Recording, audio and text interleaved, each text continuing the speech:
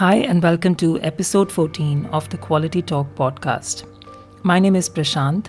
I live in Melbourne, Australia, and I'm trained in media, communications, and journalism. I create this podcast every week about topics which matter to all of us, be it something from the world of news and current affairs, health and well-being, or society and culture. In the last few episodes, I've been talking about the ongoing pandemic and things which can help us get through the lockdown phase. Now, after several months, we are finally approaching a time when some countries are either discussing or actually lifting some lockdown restrictions. In Australia, some states have already started easing restrictions.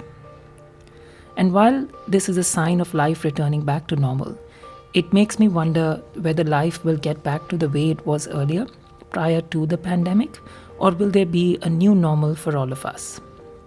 So let's talk about this in today's episode, because there has been a lot of conjecture in the media about what life would look like in the post-pandemic world.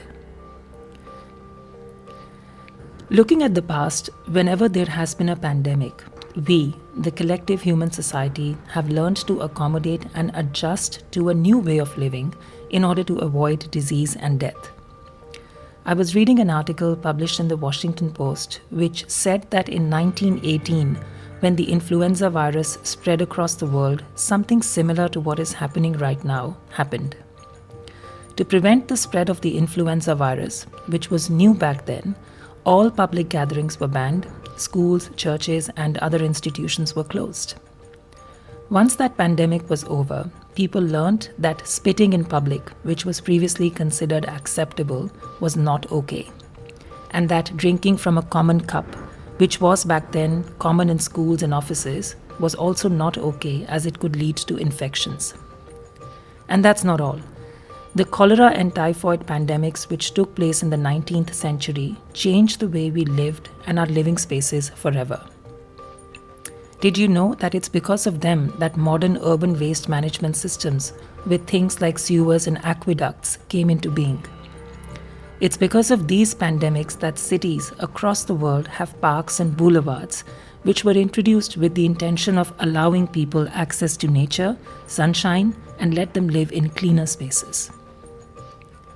They say history repeats itself until the lessons which need to be learned have been learned.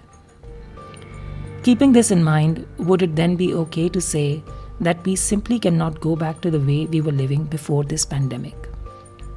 That things will change and we will adapt to a new way of life. Even if that means doing simple, small things differently in our daily lives, paving the way for bigger, more consequential changes. I think that's what is most likely to happen. So what will be or might be some of the changes that will happen as a direct result of this COVID-19 pandemic? Several experts in the field of urban design in Australia and overseas agree that one of the major changes this pandemic is likely to lead to is in our living spaces, in our cities to be more specific. There's been a lot of debate about this already, and if you're like me, you would have come across some content about it in your local news source. One of the main changes that is being put forward is the need to reduce the number of high-rise residential buildings with small apartments. In cities like Melbourne, these high-rises are usually concentrated in the central business district or in the downtown area. As someone who has lived in one of these buildings for 2 years, I know that many apartments in these buildings are very small, usually studio apartments, and because space is at premium, apartments are cramped together. This means that people end up living in very close quarters, which raises the chances of infection. So the alternative is to live in suburbs and to develop these suburbs as self-sustaining areas where people can not just live, but they can work, they can socialize, and they don't have to commute long distances to work in the city, because another area which is at high risk of spreading the infection is cramped public transport, be it trains, buses, or trams. It would be indeed great from the viewpoint of public health if self-sustaining suburbs which meet their residents' requirements can be one of the results of this pandemic. The second main area of our life which is likely to be affected is our interactions with each other. Clearly, social distancing is here to stay, and it has fundamentally changed the way we greet each other. No handshakes, no fist bumps, and no hugs. If you really feel like it, maybe an arm or an elbow pump will do. Whenever we are in a public space, we need to keep a minimum distance of 1 to 1.5 meters from each other, whether that be while walking along a road, in a park, or sitting in a cafe or a restaurant whenever they open.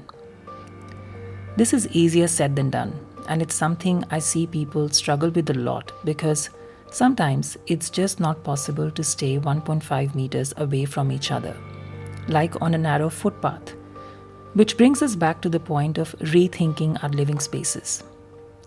Maybe we need to have wider footpaths in cities to allow people to move around freely without bumping into each other. And this is something which is already being discussed in cities worldwide, including in Melbourne, with the aim of reducing people's dependence on public transport. If people are incentivized to cycle or walk with wider, more dedicated paths, then maintaining social distancing rules can be easier.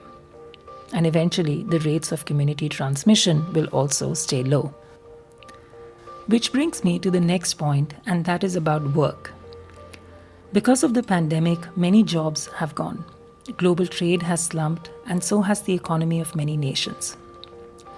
But the truth is that soon we will be required to go back to work and earn money for paying our bills, fulfilling our responsibilities, and leading a productive life. There is a possibility that many of us who can will be required to work from home, as many people already are. And this is good for maintaining our social distancing rules. But it is also true that many of us will need to go back to meeting and seeing people face to face in different work situations. This was discussed recently in an article published in the Harvard Business Review, where new forms of work arrangements were highlighted. One of the ideas put forward was that the open plan office would need to be remodeled, and we might have to go back to working in cubicles, which would allow for greater privacy and distance. Not such a bad thing. Also, the notion of an ideal worker who is available for work 24/7, 365 days a week needs to be changed. Having people around in the office all the time is not ideal anymore. Instead, quality of work needs to be valued than quantity of hours spent. Accuracy is more important than volume or even speed. And so the 9 to 5 or the 8-hour workday shift of sitting in front of a computer logging hours might not be the ideal working situation anymore. Instead, people's well-being and their productivity will need to be factored into the equation, allowing them to achieve a more balanced work-life situation. Could this be an outcome of this pandemic? The last and perhaps one of the most important changes that is likely to occur in the post-pandemic world is the influence it is going to have on our political and social beliefs. Right now, it seems like what experts had predicted about countries becoming more inward-focused is becoming a reality. With the rise of nationalism and even fear of the external, what lies beyond national boundaries increasing, will this be the end of globalization? A model which works on the interconnectedness between nations and their people. There are many more unanswered questions. With the governments of many countries launching contact tracing apps, are we going to live in a state of constant surveillance where the nation state becomes much more like a nanny state? Will our freedoms as individuals and as global citizens diminish in the post-pandemic world? These are all relevant questions which experts and scholars are trying to address at this time of global change. A number of possible scenarios have been suggested, but what exactly will happen, only time will tell. What we can do as individuals is to keep ourselves and those around us safe, make informed choices about our actions, and do no harm intentionally. Our world will change as a result of this pandemic. It already has in several ways. But change is the only permanent thing in life. And we will all be required to adapt to new ways of life in the future. My hope is that we continue to thrive. And that is the point I would like to end this episode on. I will be back next week with another episode of the Quality Talk podcast, talking about something which matters to all of us. You can listen to this podcast on Spotify, Google Podcasts, and YouTube. So this is me signing off until next week. Take care and stay safe.